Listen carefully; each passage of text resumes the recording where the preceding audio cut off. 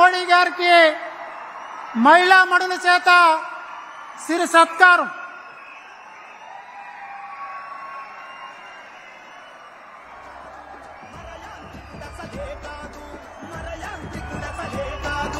నిరంతరాగో శ్రామికుడా సదా నితర సాధకుడా సదా నితర సాధకుడా బంధు ప్రీతి లేదో బంధాలను కనలేదో శ్రీదేవి గారు మీరు కూడా రండి. శ్రీదేవి గారు మీరు కూడా రండి. బంధాలను కనలేదో దేశం నిద్రపోతున్నా నీ దేహం నిద్రపోదన్నా నీ దేహం నిద్రపోదన్నా సహజరగణమే మంటున్నా విపక్ష మాటలు వింటున్నా కూర్చోవాలి కూర్చోవాలి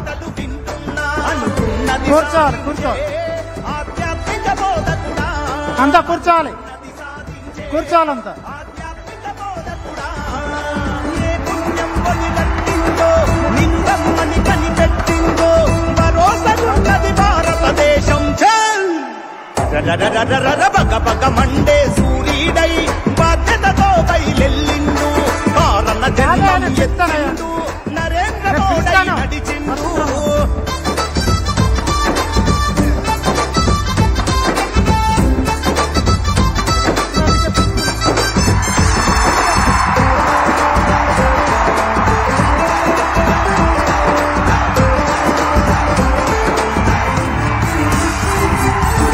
మనుషులందరిని జతకట్టి ప్రతి మారణ హోమం మరికట్టి ప్రతి మారణ హోమం మరికట్టి ప్రమాదాంచును కనిపెట్టి ఆ శత్రు దేశాల పనిపట్టి ఆ శత్రు దేశాల పనిపట్టి నిలిచిన సైనికుడో నిలువెత్తు రక్షకుడో నిలిచిన సైనికుడో నిలువెత్తు రక్షకుడో అక్రమార్కుల పనిపట్ట తను విక్రమార్కుడై కదిలాడు తను విక్రమార్కుడై కదిలాడు పెద్ద నోట్ల రద్దును చేసి ఆర్థిక స్థితిగతి దిద్దినడు ఆర్థిక స్థితిగతి దిద్దినడు దేవుడు మనిషల్లే మన కోసం పుట్టాడా దేవుడు మనిషల్లే మన కోసం పుట్టాడా అలుపే ఎరుగని దేహంతో బయలుదేరిన సేవకుడో కమలం జెండా కాపర్దో చల్ బగ బగ మండే సూర్యుడై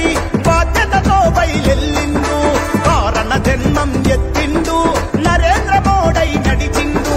బగ బగ మండే సూర్యుడై బాధ్యతతో బయలెల్లిండు కారణ జన్మం ఎత్తిండు నరేంద్ర మోడీ నడిచిండు. కమలం జెండా భుజాన పెట్టి కాషాయ దండు కవాతు కట్టి నడిచి వచ్చరో నరేంద్ర మోడీ. అందులో కూర్చోండి దయచేసి అంతా కూర్చోండి దయచేసి అంతా కూర్చోండి అంతా కూర్చోండి దయచేసి తాతాజీ గారు కూర్చోండి. పురంధరేశ్వరి ఆంధ్రప్రదేశ్ రాష్ట్ర అధ్యక్షురాలు పురంధరేశ్వరి గారిని మాట్లాడవలసిందిగా కోరుతూ ఉన్నాం.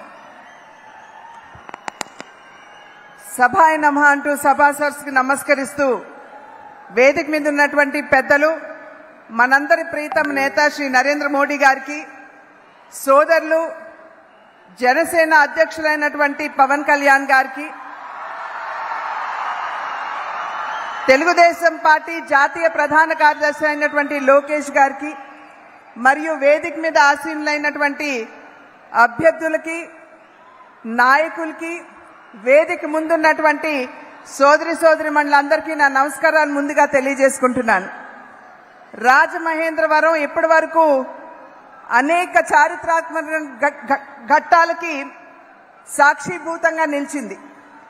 ఈరోజు మరొక ఘట్టానికి సాక్షిభూతిగా నిలుస్తున్నటువంటి విషయం మనందరికీ తెలుసు. 3 పార్టీల కలయిక ఏదైతే ఇదొక చారిత్రాత్మకమైనటువంటి అవసరంగా మనం భావిస్తున్నామో, ఒక దుష్ట పాలనని అంతమొందించడానికి, ప్రజా కంటకుణ్ణి గద్దెదించడానికి నడుం బిగించి 3 పార్టీల కలయిక ఇవాళ ముందుకొచ్చినటువంటి నేపథ్యం. ఈ యొక్క కలయికలో మనకి ప్రస్ఫుటంగా కనబడేది నరేంద్ర మోడీ గారి స్ఫూర్తి, చంద్రబాబు నాయుడు గారి యుక్తి, మరియు సోదరులు పవన్ కళ్యాణ్ గారి శక్తి అని చెప్పి నేను మీకు చెప్పాల్సినటువంటి అవసరం లేదు. ఇవాళ మనందరికీ తెలియనటువంటి విషయం కాదు, గడిచిన 5 సంవత్సరాల కాలంలో ఏ రకంగా మనం ఇబ్బందులు పడ్డామో, ఏ రకంగా పేదల నడ్డి విరిచారో, ఏ వర్గం వారికి కావచ్చు, ఏ వర్ణం వారికైనా కావచ్చు, ఎవరికి కూడా న్యాయం చేయనటువంటి ప్రభుత్వాన్ని, పాలనని మనం ఇప్పటి వరకు చూస్తూ వచ్చాం. కనుకనే ఇవాళ ఈ 3 పార్టీలు కలిసి ముందుకు రావడం జరిగింది. ఇవాళ ఈ 3 పార్టీల యొక్క ఆలోచన విధానాన్ని, ధోరణి గనక ఒక్కసారి పరిశీలించినట్లయితే సబ్కే సాత్ సబ్కా వికాస్ అంటూ భారతీయ జనతా పార్టీ నినదిస్తుంది. అంటే సమాజంలో ఉన్నటువంటి ప్రతి ఒక్కరికి కూడా సంక్షేమాన్ని అందిస్తూ తద్వారా భారతదేశ సర్వతోముఖాభివృద్ధిని సాధించాలి అనేటువంటి లక్ష్యం. అదేవిధంగా తెలుగుదేశం పార్టీ ఆలోచన విధానాన్ని గనక ఒక్కసారి మనం తిలకించినట్లయితే సమాజమే దేవాలయం, పేదవాడే దేవుడు. అంటే సమాజంలో ఉన్నటువంటి పేదవారికి, బడుగు బలహీన వర్గాల వారికి న్యాయం చేయాలి అనేటువంటి ఆలోచన. అదేవిధంగా జనసేన పార్టీని గనక మనం చూసినట్లయితే సోదరులు పవన్ కళ్యాణ్ గారు సమాజంలో ఎవరైనా సరే అన్యాయానికి గురైనట్లయితే వారి పక్షాన నిలబడుతూ ప్రశ్నిస్తాను గళం విప్పి అంటూ ముందుకు వచ్చినటువంటి నాయకత్వం. కనుక ఈ 3 పార్టీలు ఒకే రకమైనటువంటి ఆలోచన విధానంతో ముందుకు వెళ్తున్నటువంటి సందర్భంలో బడుగు బలహీన వర్గాల వారికి, పేదలకి సంక్షేమాన్ని అందించాలి అనేటువంటి ఆలోచన.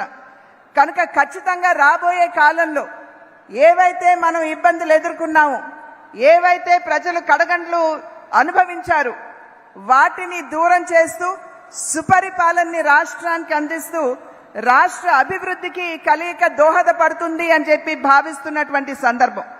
ఎక్కడికి వెళ్ళినా ప్రజల్లో అనూహ్యమైనటువంటి స్పందన. విసిగి వేసారిపోయినటువంటి వారందరూ ఈ కూటమిని ఆశీర్వదించాలి అని ఉత్సాహంగా ముందుకు వస్తున్నటువంటి వాతావరణాన్ని మనం రాష్ట్రంలో చూస్తున్నాం.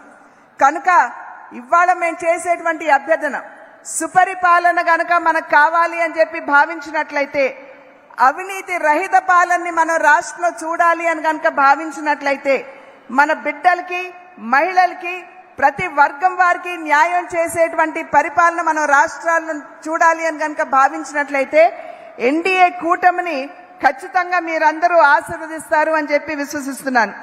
నా అదృష్టం ఇవాళ రాజమహేంద్రవరానికి పార్లమెంట్ అభ్యర్థినిగా కూటమి నన్ను మీ ముందు నిలబెట్టింది. మీ అందరి ఆశీర్వాదం ఖచ్చితంగా నాకుంటుంది అని విశ్వసిస్తున్నాను. అదేవిధంగా ఎన్డీఏ కూటమి తరఫు నిలబడినటువంటి ప్రతి ఒక్క శాసనసభ అభ్యర్థికి కూడా మీరు ఖచ్చితంగా మీ ఆశీర్వాదం అందిస్తారు అని చెప్పి విశ్వసిస్తూ మన భవిష్యత్తుని మనం తీర్చిదిద్దుకునేటువంటి ఒక గొప్ప ఆయుధం ప్రజాస్వామ్య వ్యవస్థలో ఏదైతే మన దగ్గర ఉందో అది ఓటు హక్కు అని మనం మర్చిపోకూడదు. ఎండని సైతం భరిస్తూ మనమందరం మే 13న బయటకు వచ్చి మన ఓటు హక్కుని మనం వినియోగించుకుంటూ మన చూపుడు వేరు మీద పడేటువంటి సిరా మరక ఏదైతే ఉందో మన భవిష్యత్తుని, రాష్ట్ర భవిష్యత్తుని కూడా మార్చే విధంగా ఉండాలి అని చెప్పి అభ్యర్థిస్తూ మరొకసారి నరేంద్ర మోడీ గారు ఇక్కడికి వచ్చినటువంటి సందర్భంలో వారికి హృదయపూర్వకంగా ధన్యవాదాలు తెలియజేసుకుంటూ సెలవు తీసుకున్నాను. జై హింద్.